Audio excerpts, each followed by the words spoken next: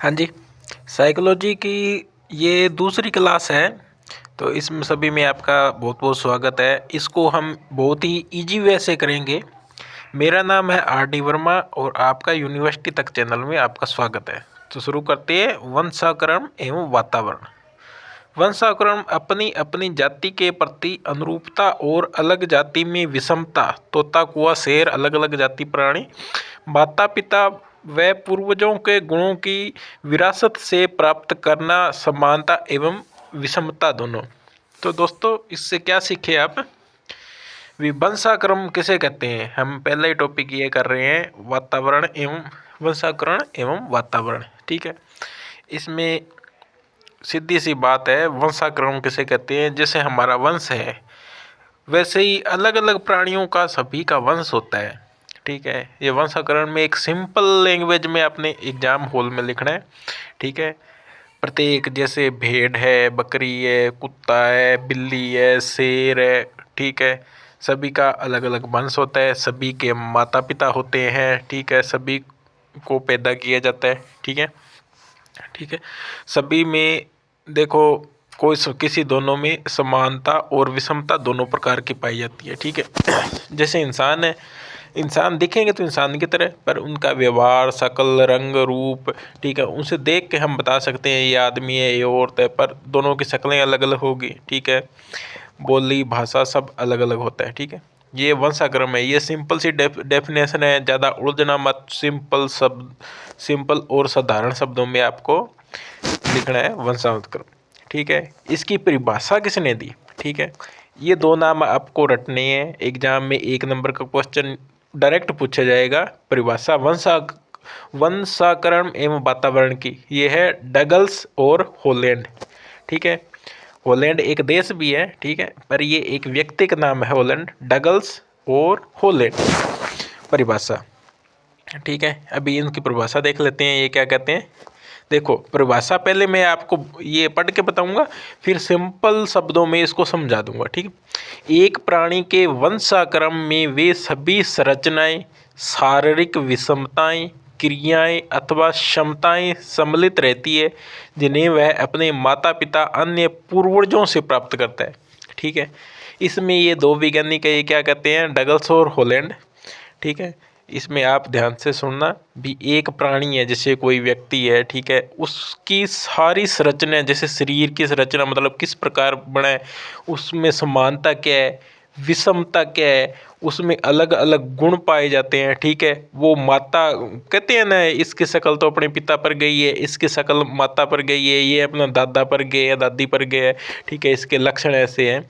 ठीक है, मतलब पूर्वजों से, माता पिता और पूर्वज, पूर्वज मतलब दादा दादी नाना नानी, ये पूर्वज में आ गए। ठीक है, ये एक सिंपल भाषा होगी इसी। उसका शरीर, ठीक है, रंग रूप किस पर गया है, कैसा गया है, ये डगल्स और हॉलैंड ने इनकी परिभाषा दी। ठीक है, अब नीचे एक सिंपल डेफिनेशन है। ठीक है, जीवन कैसे प्रारंभ होता है? हाउ लाइफ बिगिन, जीवन कैसे प्रारंभ होता है? ठीक है, ये भी बहुत सिंपल है। आपको साइको एक हार्ड सब्जेक्ट लगेगा, लेकिन इसको समझा जाए ना, ठीक है, तो ये इससे इजी कोई सब्जेक्ट ही नहीं, ये बहुत ही आसान सब्जेक्ट है। ठीक है, इसमें 2-4 टर्म है, वैज्ञानिकों के 2-4 नाम याद रखने हैं। ठीक है, पर समझने पर ये, अगर समझोगे ना तो वहाँ गोल हो जाएगा सब कुछ। वंशाक्रम क्या है, फलाना क्या है। देखो दोस्तों, आसान शब्दों में इसे समझा जा सकता है। ठीक है, गर्भाधान, गर्भाधान मतलब आप सिंपल सी शब्दों में, मतलब एक लेडीज या कोई भी मादा है, जो पशु पक्षी जिसमें ही है, चाहे नारी हो या कोई भी हो, वो प्रेग्नेंट बोल देते हैं ना, प्रेग्नेंट वो है। देखो, नर मतलब मेन, मादा मतलब वुमेन, ये संभोग करते हैं। ठीक है, अभी इसके बारे में तो मैं आपको क्या ही बताऊंगा, आपको इसको, आप तो अभी इसके बारे में बहुत कुछ जानते हो। देखो, नर के शुक्र कीट अंडकोशों से मिलते हैं। ठीक है, नर के क्या है, नर एवं मादा संभोग करते हैं, उसमें क्या है, नर के शुक्र कीट अंडकोशों से मिलते हैं और संयुक्त कोश निर्माण होता है। मतलब दोनों के संभोग से एक जीवन का निर्माण होता है। ठीक है, जिसे क्या कहते हैं, भ्रूण कहते हैं। ठीक है, गुणसूत्र कितने होते हैं? 46 गुणसूत्र होते हैं उसमें। ठीक है, मतलब 23 जोड़े, 23 दूना 46। आधे होते हैं माँ के गुण, आधे होते हैं पिता के गुण। ठीक है, प्रत्येक सूत्र में छोटे कीटाणु पित्रोक पीढ़ी दर पीढ़ी हस्तांतरण होते हैं, मतलब पीढ़ी दर पीढ़ी, मतलब अगली पीढ़ी से अगली पीढ़ी ऐसे चलते रहते हैं। ठीक है। गर्भाधान सिंपल डेफिनेशन है, ज़्यादा उलझना मत, ज़्यादा इधर उधर उलझन में आसान से शब्दों में निकला। 46 गुणसूत्र होते हैं, 23 के 2 जोड़े होते हैं। ठीक है। माता और पिता के, माता के शुक्राणु, माता के अंडाणु और पिता के शुक्राणु मिलकर एक गर्भधान मतलब छोटे बच्चे का निर्माण करते हैं। ये क्या है, पीढ़ी दर पीढ़ी अगली पीढ़ी से ऐसी प्रक्रिया चलती रहती है। ठीक है। पितरों क्या होती है, जीन, डीएनए, जीन, इसको पितरों कहते हैं। आधे गुण माँ के होते हैं, आधे गुण पिता के होते हैं। बिल्कुल आसान शब्दों में लिखना है, बिल्कुल आसान शब्दों में, उलझना नहीं है बिल्कुल कहीं भी। अगर उलझोगे तो एग्जाम में नंबर नहीं आएंगे। ठीक है। आसान लिखना है, रिलेट करके लिखना है। छोटे क्वेश्चन आएंगे डायरेक्ट, ऐसे भी गर्भाधान किसे कहते हैं या वंशाकरण किसे कहते हैं, बड़े प्रश्न भी आएंगे, छोटे प्रश्न भी आएंगे। ठीक है। आपको एग्जाम टाइम में इम्पोर्टेंट क्वेश्चन बता दिए जाएंगे। ठीक है। सेम टू सेम छाप आना। ठीक है। अच्छे नंबर मिल जाएंगे। ठीक है। वंशाकरण पढ़ना दोस्तों पढ़ना पड़ेगा। एक बार रिवीजन 2 बार कर लेना। हल्की हल्की छोटी छोटी क्लासें आएंगी। देखो 15-20 मिनट की छोटी सी क्लास में एक चैप्टर करा दिया जाएगा, 1 यूनिट, उससे बाहर इंपॉर्टेंट क्वेश्चन कहीं नहीं जाने वाले। ठीक है। अगर इतना समझ गए ना, इसके अलावा और कुछ भी आए तो आप लिख दोगे। ठीक है।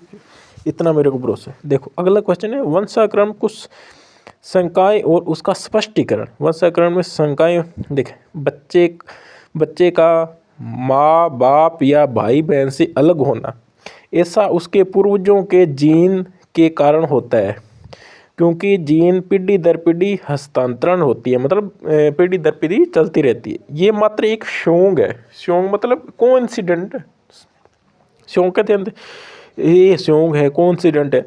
मतलब इसमें क्या समझाना चाह रहे हैं भी, वंशाकरण कुछ शंकाएं और मतलब वंशाकरण में कुछ चेंज है, मतलब भिन्नता, मतलब भिन्न मतलब अलग क्यों है। मैं आपको जितने भी सरल टर्म है, सरल शब्द है, मैं बताना चाहता हूँ भी। एक बच्चा होता है, उसका माँ बाप या भाई बहन से अलग क्यों होता है, उसका अलग होने का कारण क्या है, उसके बोले चाल देखते हैं ना, हम कह देते हैं ये तो घर में सबसे अलग है, इसका व्यवहार ऐसा है या ऐसा है ऐसा है। उसका सिर्फ कारण ये है कि पूर्वजों के गुण उसमें थोड़े बहुत आ जाते हैं, क्योंकि पूर्वजों के माता पिता में वही तो जीन है ना, वो हावी हो जाते हैं, तो थोड़ा अलग आ जाता है। कह देते हैं ये दादा पर गया है, ये परदादा पर गया, वैसे मामला। वंशाक्रम एवं जुड़वे बच्चे, समयमज क्या होता है, निषेचन के समय एक शुक्र कीट जब अंडे से मिलता है, अंडा 2 भागों में टूट जाता है। ठीक है। प्राय एक ही लिंग तथा रंग आकार के गुण के बच्चे प्राप्त होते हैं। ठीक है। हर बंधु युगल, ये इधर वाली टर्म पढ़ो। ठीक है। आपके लेफ्ट साइड वाली बंधु यमज में क्या होता है, 2 या अधिक अंडे तैयार अलग अलग शुक्र कीट द्वारा निषेचन हो जाते हैं। देखो दोस्तों, सम में है, बंधु यमज में क्या है, सम में क्या है, जैसे सम यमज में क्या होता है, जैसे जुड़वा बच्चे होते हैं। ठीक है। अब मैं एक सिंपल शब्दों में इसका 3D लेके आना वाला हूँ, ये इंपॉर्टेंट है थोड़ा। ठीक है। इसका 3D एक क्लास लेके आना वाला हूँ। ठीक है। आपको 5-1 मिनट में बता दूँ। इस पे क्या निषेचन होता है। ठीक है। संभोग के बाद निषेचन होता है। ठीक है। माता के अंडाणु, पिता के शुक्राणु। ठीक है। वो कारण एक बीज तैयार हो जाता है। देखो एक चक्कर के समान आप इमेज करो, एक चक्कर के समान, उसमें क्या है, उसके बाद वो टूट जाता है 2 भागों में। ठीक है। एक से। ठीक है। तो समयुग मतलब ये सेम जुड़वा बच्चे पैदा हो जाएंगे। ये बहुत ही कम चांस होती है, वो टूट के 2 बन जाएंगे, उसके फिर 2 भ्रूण तैयार हो जाएंगे। ठीक है। निषेचन के बाद होती है ये क्रिया। ठीक है।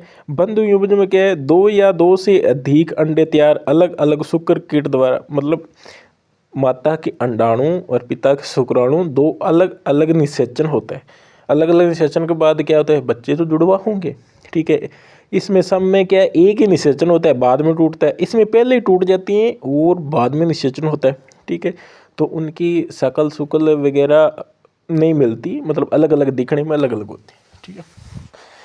इसका 3D मैं आपको बता दूंगा। अब क्या है, सिंपल से शब्द में, वातावरण क्या है, वे सभी बाहरी तत्व या शक्तियाँ जो माँ द्वारा गर्भाधान के तुरंत बाद से ही व्यक्ति विशेष की वृद्धि एवं विकास को प्रभावित करते हैं। जैसे शारीरिक मानसिक, सामाजिक, संवेदनात्मक, नैतिक, सौंदर्यात्मक। संवेगात्मक का मतलब आपको पता है, फीलिंग। ठीक है, ये देखो इसमें वे सभी बाहरी शक्तियाँ, मतलब बाहर का वातावरण, हमारे चारों ओर, हमारा समाज, हमारा शरीर की शक्तियाँ, हमारी सोचने की शक्तियाँ, हमारी खेलने कूदने, सब ये वातावरण में ही आता है। इसमें आपको कुछ भी दो चार लेने और भी याद हो ना, तो आप अपनी मर्जी से लिख देना। ठीक है, इससे रिलेट करके इस, ठीक है, उसमें कला भी, वातावरण में कला भी आती है, वो खेलना कूदना, गाना बजाना, ये सभी। इसकी परिभाषा किसने दी है? वुडवर्थ ने। ये वैज्ञानिक का नाम है, देखो वुडवर्थ, ये तीसरा वैज्ञानिक है। क्यों, दो पहले पढ़ लिए, ये तीन। वुडवर्थ क्या कहते हैं? वातावरण में वे सभी बाह्य तत्व आ जाते हैं जिन्होंने व्यक्ति को अपना जीवन प्रारंभ करने के समय से प्रभावित किया। ठीक है, सेम शब्द है। बाहर का वातावरण जो जीवन जीते हैं, कोई न कोई हमें प्रभावित करता है, कोई न कोई हमारे इम्पोर्टेंट रोल निभाता है जीवन में। ठीक है, ये है वुडवर्थ का नियम। विकास एवं वंशाक्रम तथा वातावरण का प्रभाव। ठीक है, इसमें कट्टर वंशाक्रमवादी। ठीक है, वंशाक्रम का अधिक प्रभाव वृद्धि व विकास पर मानते प्रयोगों द्वारा निष्कर्ष है।